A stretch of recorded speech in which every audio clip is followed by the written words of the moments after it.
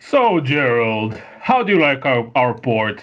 You ought to like it, since as a matter of fact, Finchley told me it's precisely the same kind of port your father gets from him.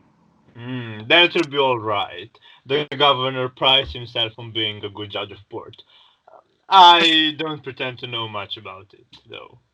I should jolly well think not, Gerald. I'd hate you to know all about port, like one of these purple-faced old men.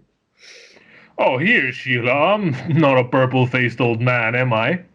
No, not yet, but then you don't know all about port, do you, father? Oh, now then, Sybil, you must take a little tonight. You know, special occasion and all. Yes, mommy, you must drink our health. Oh, very well then. Just a little, thank you. All right, Edward, I'll ring from the drawing room when we want coffee, probably in about half an hour. Yes, ma'am, certainly. Well, this is very nice. Very nice. Great dinner too, Sybil. Tell the cook from me when you see him. Absolutely first class. Oh, Arthur, you're not supposed to say such things. Oh, come, my dear. I'm treating Gerald like one of the family, and I'm sure he won't object. Yes, go on, Gerald. You just object. Wouldn't dream of it. In fact, I insist upon being one of the family now. I've been trying long enough. Haven't I? You know I have. Of course she does, Gerald. Yes. Except for all last summer, when you hardly came near me and I wondered what had happened to you. And I've told you, I was awfully busy at the works all that time. Yes, that's what you say. Now, Sheila dear, don't tease him. When you're married, you realize that men with important work to do sometimes have to spend nearly all their time and energy on their business. You have to get used to that, just as I had. Well, I don't believe I will. So be careful, Gerald. Oh, I will. Now, what's the joke? I don't know, really. Suddenly I felt I just had to laugh. Oh, you're squeefy, Eric. I'm not. What an expression, Sheila, really, the things you girls pick up these days. If you think that's the best she can do. Oh, don't be an ass, Eric. Now, stop it, you two. Arthur, what about this famous toast of yours? Oh, yes, of course.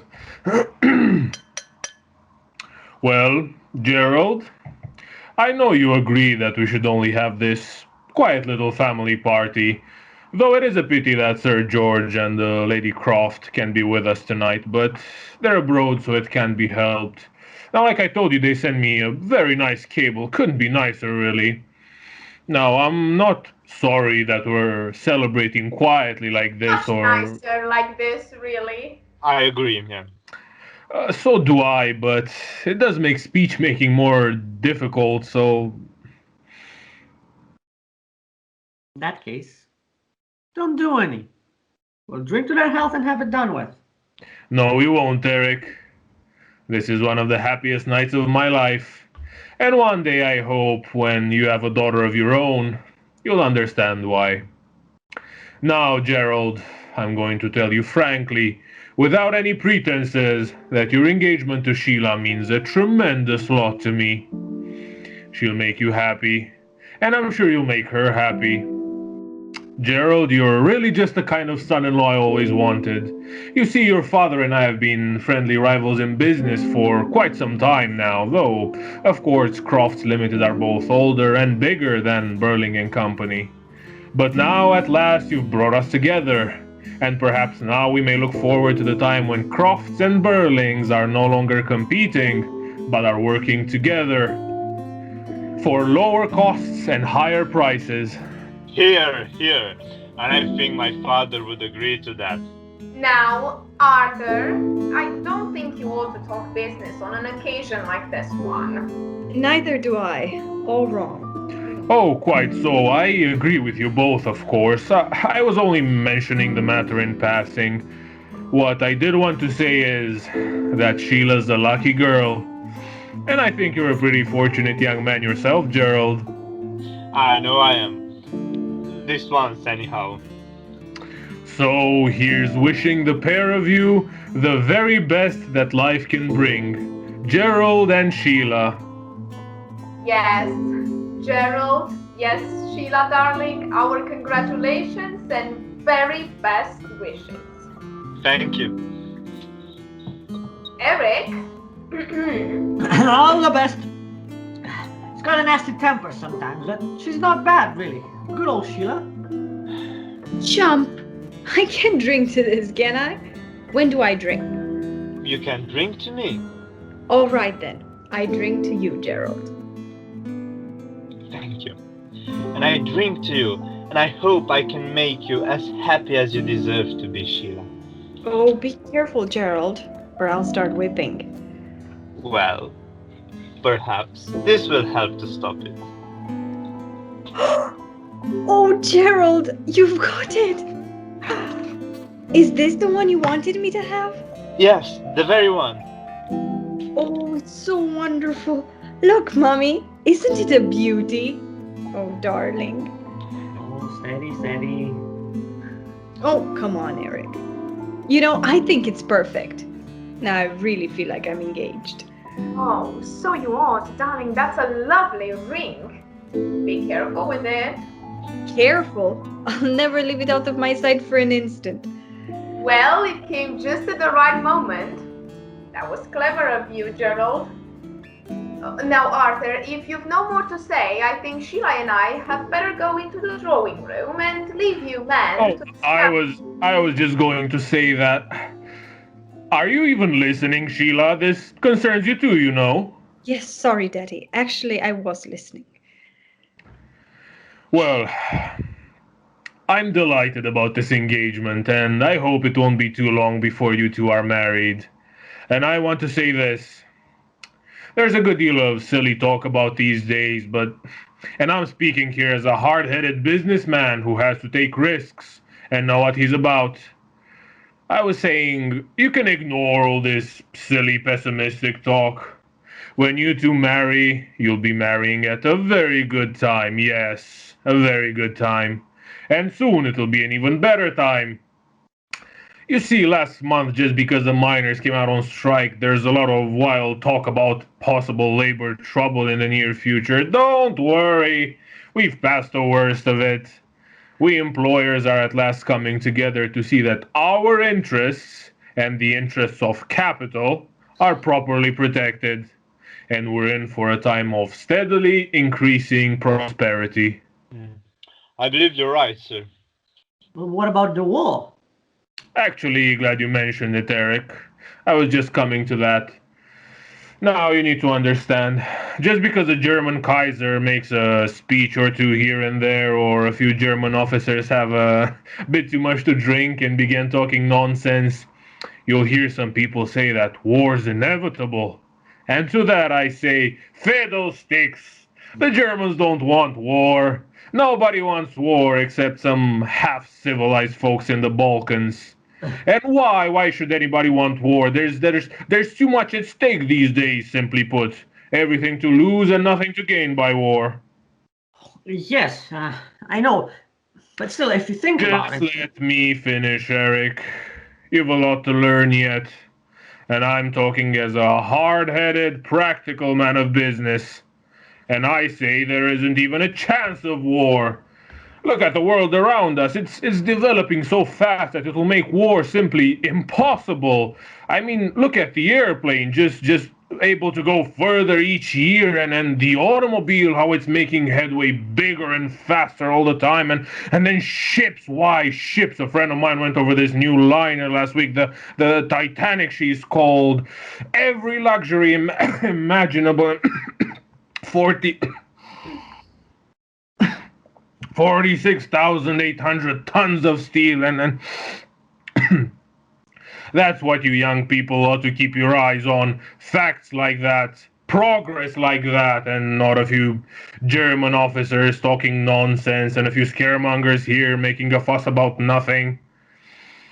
Now, you three young people, just listen to this and remember what I'm telling you now.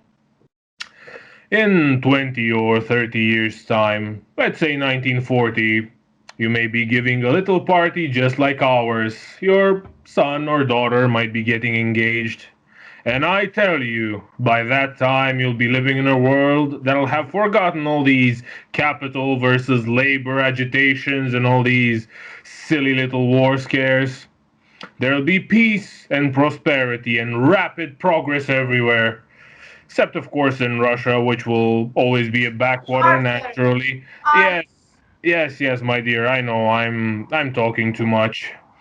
But you youngsters just remember what I said and know that we can't let these Bernard Shaws and H.G. Wellses do all the talking.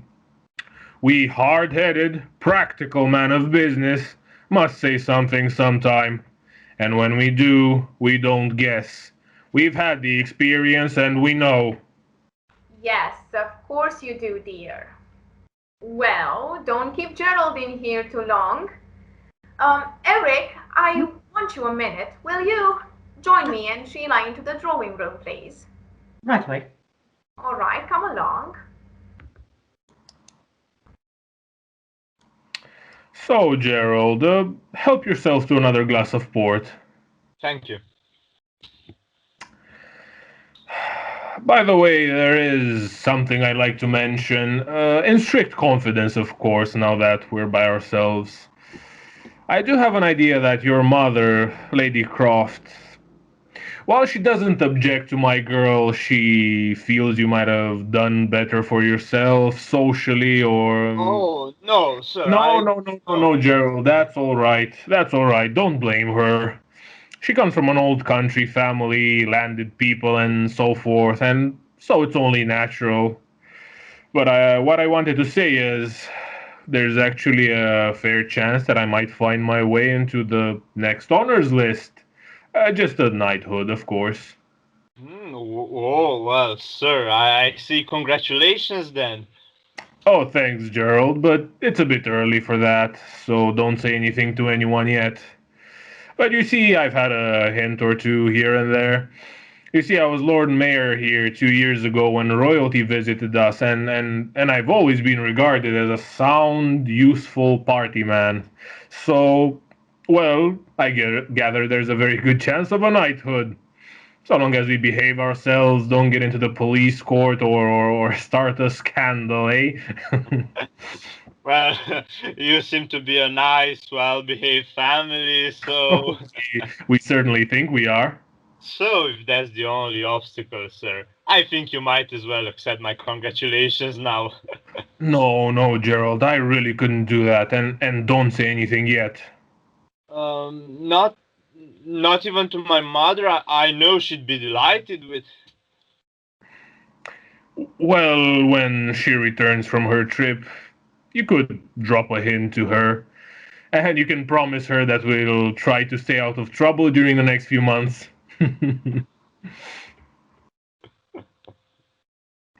What's the joke? Started telling stories, have we? No, we didn't, Eric. Want another glass of port? Ah, yes, please.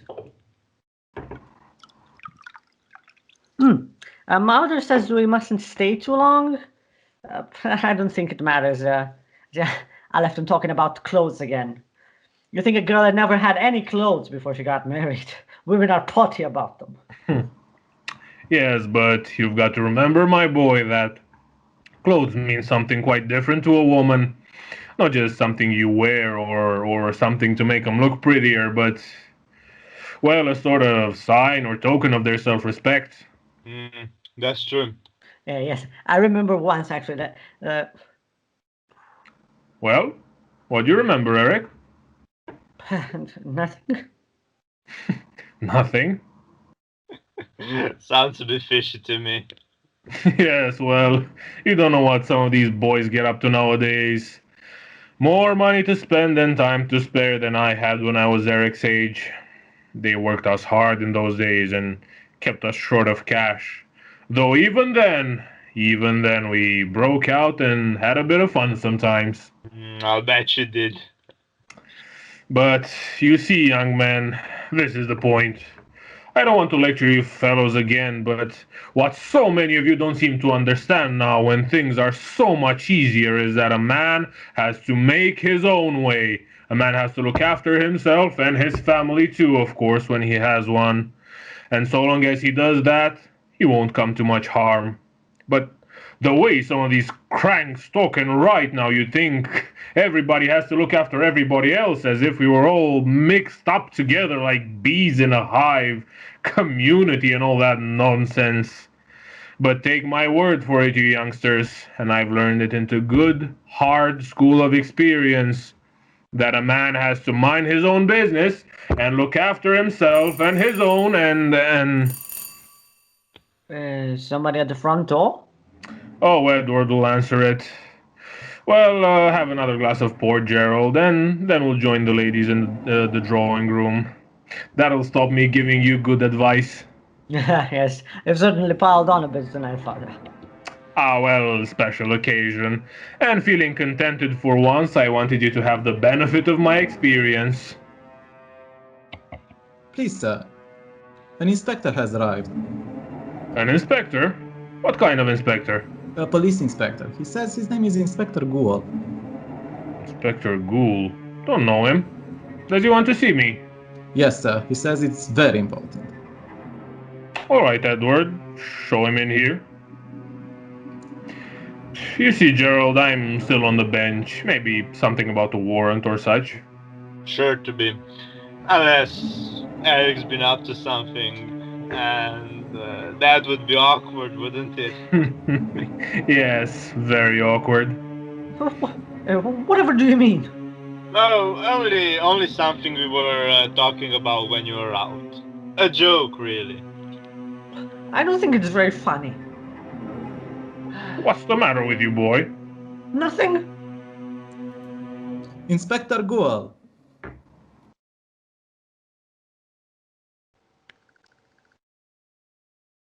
Mr. Birling? Oh, yes, that would be me. Please join us, Inspector. Thank you, sir. Now, please have a glass of port, or perhaps you'd like a little whiskey. No, thank you, Mr. Birling. I am on duty. Ah, I see. You're new to our police force, aren't you? Yes. I have only recently been transferred. I thought you must be.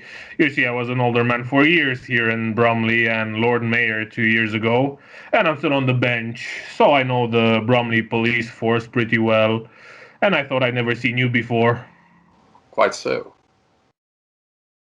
Well, what can I do for you? Some trouble with a warrant? No, Mr. Birling. Well, what is it then? I would like some information, if you do not mind, that is. 2 hours ago, a young woman died in the infirmary. She had been taken there this afternoon because she had swallowed a lot of strong disinfectant and it burned her inside out. Judas Priest. She was in great agony, and they did everything they could for her at the infirmary, but she died. Suicide, of course. Yes, truly horrible business, but I don't understand why you should come here, Inspector, I've been and... around this little room she had, and she had a letter there, and a sort of a diary. Like a lot of these young women who get into various kinds of trouble, she had used more than one name. But her original name, her real name, was Eva Smith. Eva Smith. Do you remember her, Mr. Birling? No, I seem to remember hearing that name somewhere, Eva Smith. But it doesn't convey anything to me, Inspector, and I don't see where exactly I come into this. She was employed in your works at one time. Oh, that's it, is it? Well, Inspector, we have several hundred young women working here, you know, and they keep changing. But this young woman, Eva Smith, she was well out of the ordinary. I found a photograph of her in her lodgings. Perhaps you'd remember her from that. Let me see.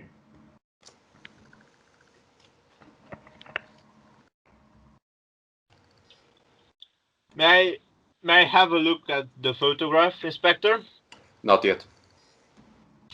Any particular reason why I shouldn't see this photograph, Inspector? There might be.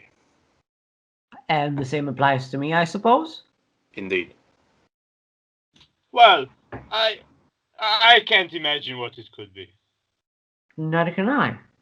And I must say I agree with them, Inspector. It has to do with the way I like to go about my work. One person and one line of inquiry at a time. Otherwise, there is just a muddle. I see. Sensible, really. Eric, I think you've had enough of that port. I think you remember Eva Smith now, don't you, Mr. Birling? Yes, actually, I do. She was one of my employees, and then I discharged her. Oh, do you think that's why she committed suicide? When was that, Father? Just keep quiet, Eric, and don't get too excited. This girl left us nearly 2 years ago. Let me see.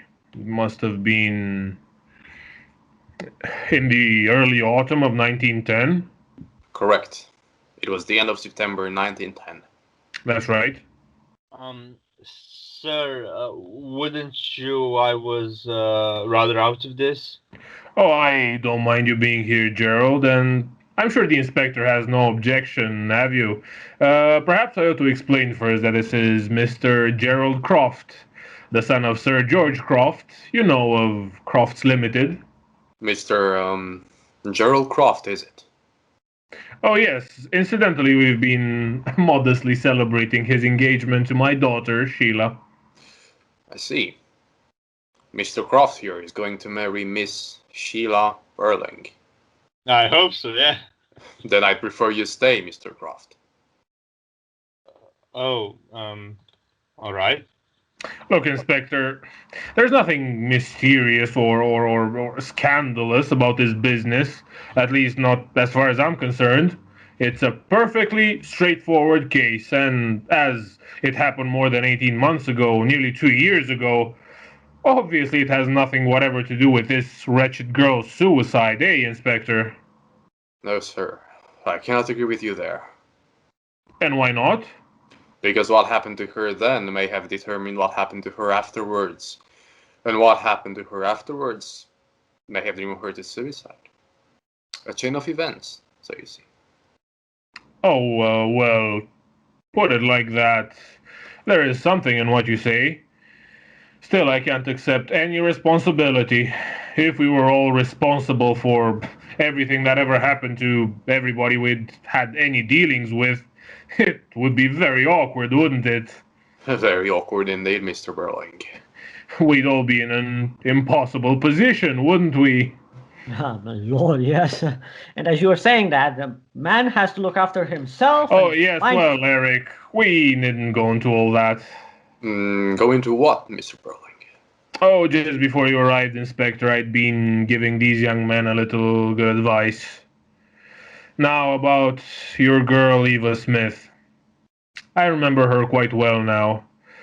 She was a lively, good-looking girl, country bred, I fancy, and she'd been working in one of our machine shops for about a year. She was a good worker, too. In fact, the foreman there told me he was ready to promote her into what we call a leading operator, head of a small group of girls. But after they came back from their holidays that August, they were all rather restless and on edge, and they suddenly decided to ask for more money. They were averaging about 22 shillings and sixpence, which is neither more nor less than is generally paid in our industry. Now they wanted the rates raised so that they could average about 25 shillings a week. I refused, of course. Why? I'm sorry, Inspector. Did you say why? Yes, Mr. Birling, why did you refuse? Well, Inspector, I don't see that it's absolutely any concern of yours how I choose to run my business, is it now? It might be. Inspector, I have to warn you, I don't like that tone. I'm sorry, Mr. Birling, but you asked me a question. And you asked me a question before that, a quite unnecessary question as well. But it is my duty to ask questions, Mr. Birling. And just as it's your duty to ask questions, my duty is to keep labor costs down. And if I'd agreed to this demand of theirs for a new rate, we'd have added about 10, 12, 15% to our labor costs. Does that answer satisfy you? So I refused, said I couldn't even consider it. We were paying the usual rates anyhow, and if they didn't like those rates, they could go and work somewhere else.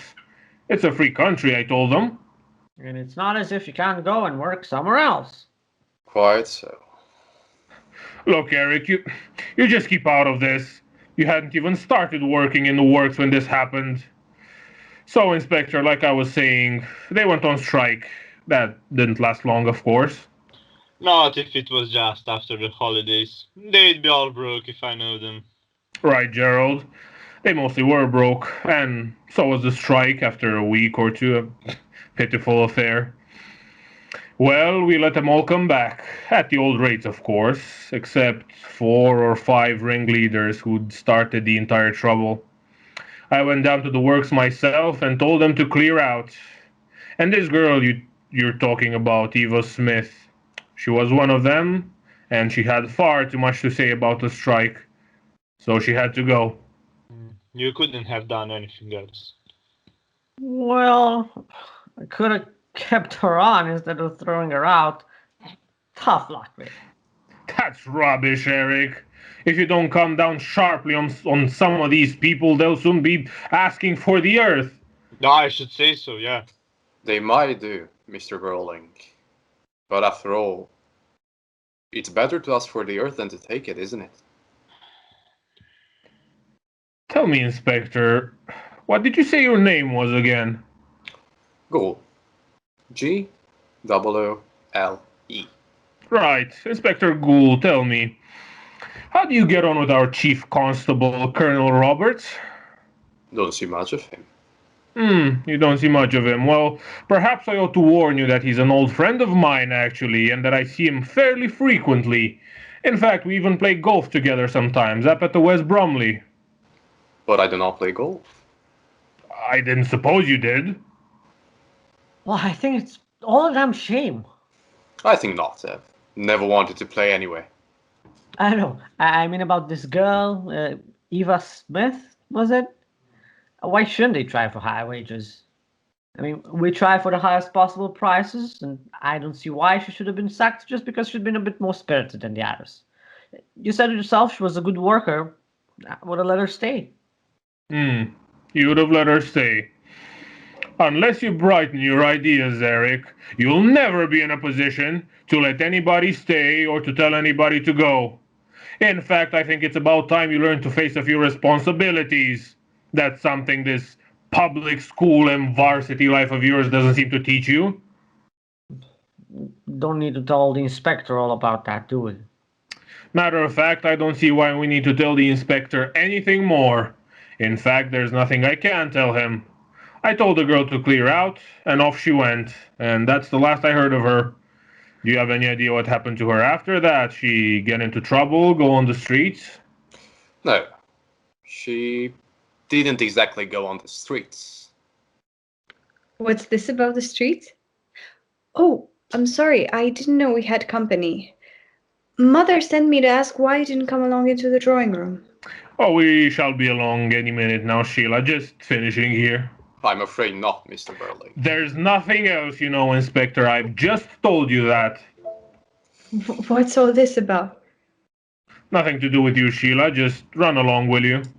No, Sheila, please. Wait a minute. Look here, Inspector. I consider this uncalled for and officious. And in fact, I have half a mind to report you already. I've told you all I know, and it doesn't seem to me at all important. And now there isn't even the slightest reason why my daughter should be dragged into this unpleasant business you keep going on about. What business? Honestly, what's happening? I'm a police inspector, Miss Birling, and this afternoon a young woman drank some disinfectant and died after several hours of agony in the infirmary. Oh, how horrible. Was it an accident? No. She wanted to end her life. She felt she couldn't go any longer. Well, don't go telling me that's because I discharged her from my employment nearly 2 years ago. Did Might you? have started it. Did you really? Yes, I did.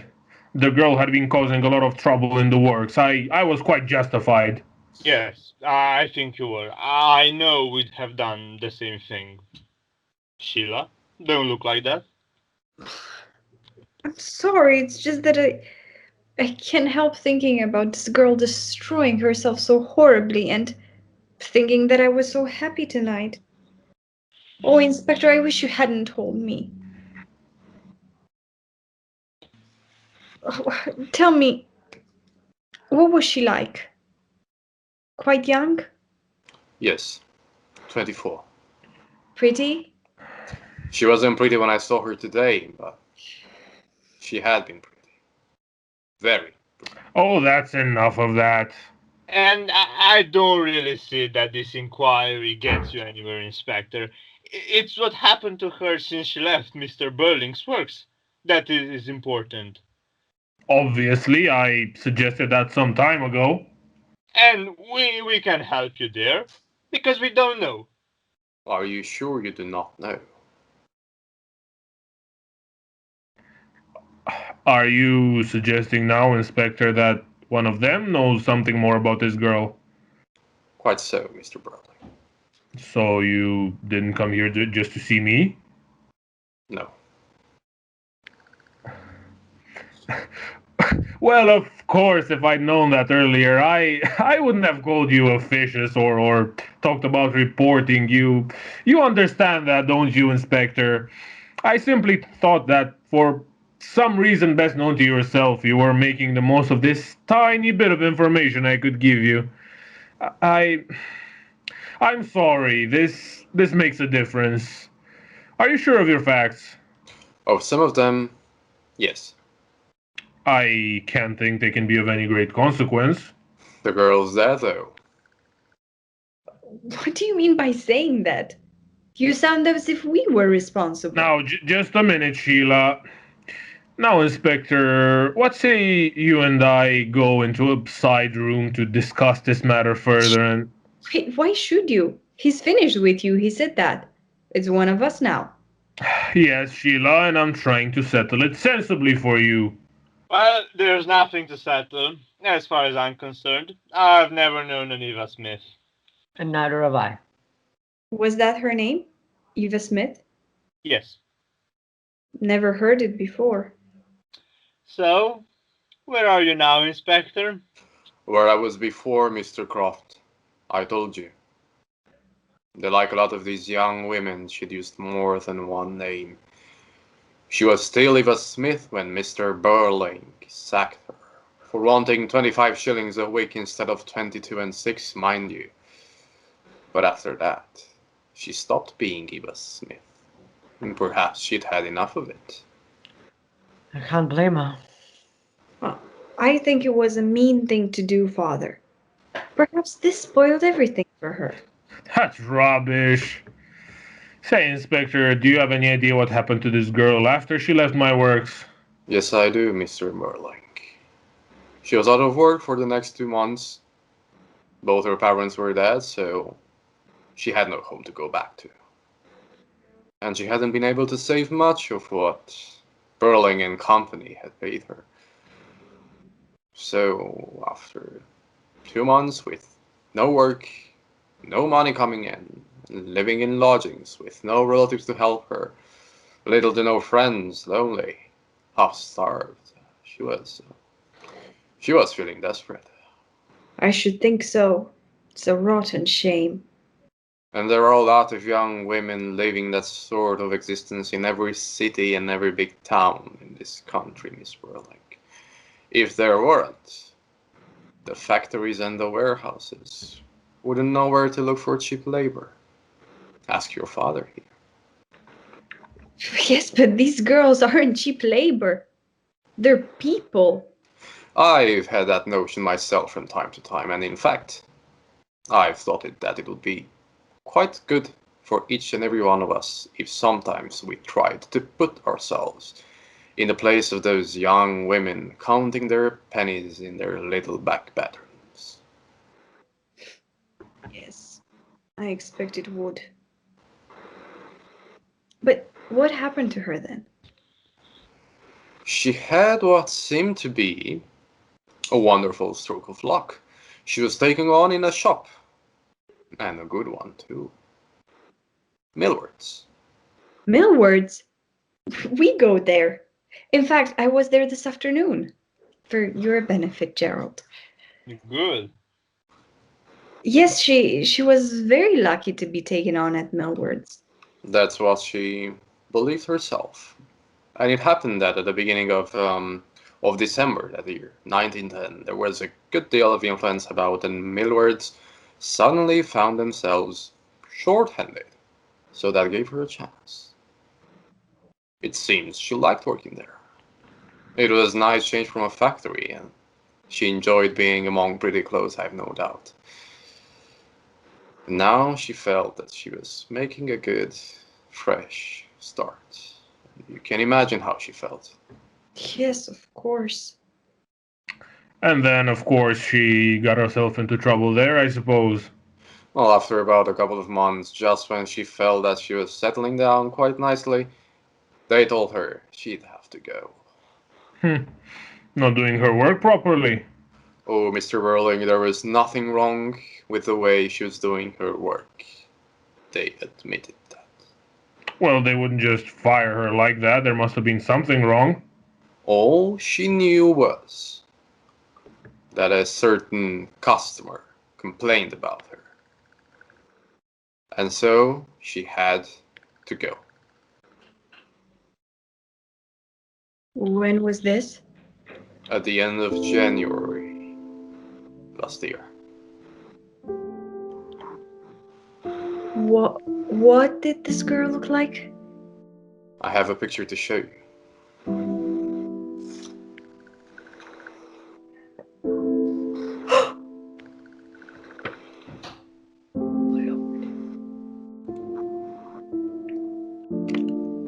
Thank you, Inspector. You must excuse me, but I think I'd better leave now. What's the matter, Sheila? Sheila? What's the matter with her? I think she recognized it from the photograph, didn't she? Of course she did. Why the devil do you want to go upsetting a child like that? I did not upset anybody, Mr. Birling. She's only upsetting herself. Well, how? Why? I do not know yet. That is something I have to find out. Well, if you don't mind, I'll just go and find out myself. Shall I go after her, sir? No, Gerald, leave this to me. I must also have a word with my wife, and tell her of everything that's happening. We were having a nice family celebration tonight, Inspector, and a nasty mess you've made of it now, haven't you? That's more or less what I was thinking earlier tonight, Mr. Birling, when I was in the infirmary looking at what was left of Viva Smith. A nice little promising life there, I thought. And a nasty mess somebody's made of it. Never mind. Inspector, I'd like to have a look at that photograph now. All in good time, Mr. Croft. Well, I don't see why you're denying me. You heard what I said before, Mr. Croft. One line of inquiry at a time. Otherwise, we'll all be talking at once and wonder where we are, wouldn't we? But if you have anything to tell me, worry not. You'll have an opportunity of doing it soon. Well, I don't suppose Look, I'm sorry, but you see, we were having a little party and I've had a few drinks, including rather a lot of champagne, and I've got a headache now. And since I'm only in the way here, I think I just better turn in. So, excuse me. And I think you'd better stay. And why should I? Because it might be less trouble, you know. If you turn in, you might have to turn out again soon. Getting a bit heavy-handed, aren't you, Inspector? Possibly, Mr. Croft, but if you're easy with me, I'm easy with you. After all, you know, we're respectable citizens, not criminals. Sometimes there isn't much a difference as you may think. Often, if it was left to me, that is. I wouldn't know where to draw the line. Fortunately, it isn't left to you, is it? No, it isn't. No, it isn't. But some things are left to me. Inquiries of this sort, for instance. Well, Miss Birling. You knew it was me all the time, didn't you? I had a vague idea it might be from something the girl herself wrote. Well, I've told my father. He didn't seem to think it amounted to much, but I felt rotten about it at the time, and obviously now I feel a lot worse. Did this make much difference to her? Yes, I'm afraid it did. It was the last real steady job she had when she lost it, for no reason that she could discover, mind you. She decided she might as well try another kind of life, to put it nicely. So I'm really responsible then? No, not entirely at least. A good deal happened to her after that, but you are partly to blame, just as your father is. So, wait, what did Sheila do? I went to the manager at Millwards and I told him that if they didn't get rid of that girl, I would never go near the place again, and I would also persuade Mother to close our accounts with them. And why did you do that? Because I was in a furious temper. And what had this girl done to you to make you lose your temper? When I was looking at myself in the mirror, I caught sight of this girl smiling at the assistant, and I was very furious. I had been in a bad temper all day anyhow. And was this the girl's fault? No, it wasn't her fault, obviously. It was my fault, really. All right, Gerald, you needn't look at me like that. At least I'm trying to tell the truth here. I expect you've done things you're ashamed of, too. Well, I never said I haven't, but I don't see why this Mr. Crofts, Miss Birling. Never mind about that. You can settle that between you afterwards.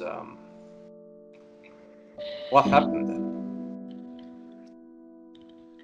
I'd gone in to try something on. It was an idea of my own, and Mother had been against it, and so had the assistant. But I insisted. As soon as I tried it on, I knew they'd been right. It just didn't suit me at all. I looked silly in the thing. Well, when this girl had brought the dress up from the workroom, when the assistant had asked her something about it, this girl, to show what she meant, had held up the dress as if she was wearing it. And it just suited her. She was the right type for it, just as I was the wrong type. She was very pretty too, with big dark eyes, and well, that didn't make it any better for her. Anyhow, when I tried the thing on and looked at myself and knew they'd been right, I caught sight of this girl smiling at the assistant as if to say, "Doesn't she look awful?" And I was absolutely furious with her. I was also very rude to both of them, and then I went to the manager and told him that this girl had been very impertinent, and how could I know what was going to happen? If she'd been some miserable little creature, I don't suppose I'd have done it, but she was very pretty and looked as if she could take good care of herself. I couldn't be sorry for her then. In fact, in a kind of a way, you might be said to have been jealous of her. Yes, I suppose so. And so you used the power you had as a daughter of a good customer and also of a man well known in the town to punish the girl just because she made you feel jealous. Yes, but it didn't seem to be anything too terrible at the time, don't you understand? And if I could do anything for her now, I would. Yes, but you cannot. It's too late. She's dead. Well, it's a bit thick when you come to think of it. Shut up, Eric. I know all that. Honestly, it's the only time I've ever done anything like this, and I promise I will never do that to anybody. You know, I've actually noticed them giving me some sort of looks at Millwards from time to time. Yes, I noticed that even today. I feel I can never go there again. Oh, why had this to happen? That is why I asked myself tonight when I was looking at the dead girl. And I said to myself, well, we'll try to understand why it had to happen, won't we? And that's why I'm here. And why I'm not going until I know all that happened.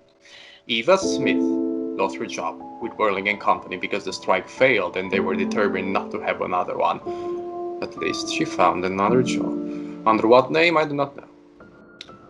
It was in a big shop, but she had to leave there because you were annoyed with her and you passed that annoyance on to her. Now she had to try something else.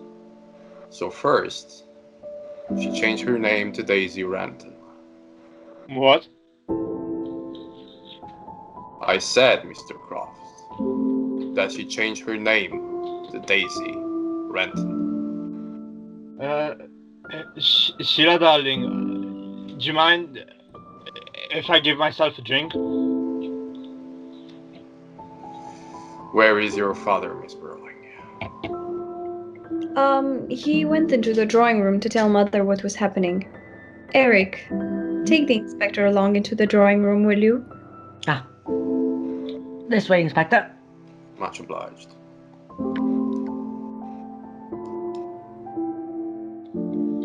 Well, Gerald? Well, what, Sheila? How did you come to know this girl, Eva Smith? I didn't. Daisy Ranton, then, it's the same thing. Why should I have to know her? Oh, don't be stupid, we haven't much time. You gave yourself away as soon as you mentioned her name. All right. I knew her. Let's leave it at that, shall we? We can't possibly leave it at that. Now listen, darling. This is no use, Gerald. That's no use. Because you not only knew her, but you knew her very well. Otherwise, you wouldn't look so guilty about it. So, when did you get to know her? Was it after she left Millwards? When she changed her name, as he said, and began to lead a different sort of life? Were you seeing her last spring and summer when you hardly came near me and said you were so busy? Were you? Yes, of course you were.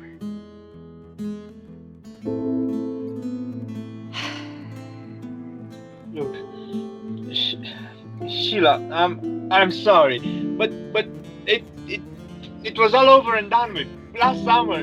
I hadn't set eyes on the girl for at least 6 months. I do not come into this suicide business. No. Well, I thought I didn't until half an hour ago. You don't. Neither of us does. So for God's sake, don't say anything to the inspector, please. About you and this girl. Yes. We can keep it from him. Why, you fool, he knows. Of course he knows. And I hate to think how much he knows that we don't know yet. You'll see. You'll see.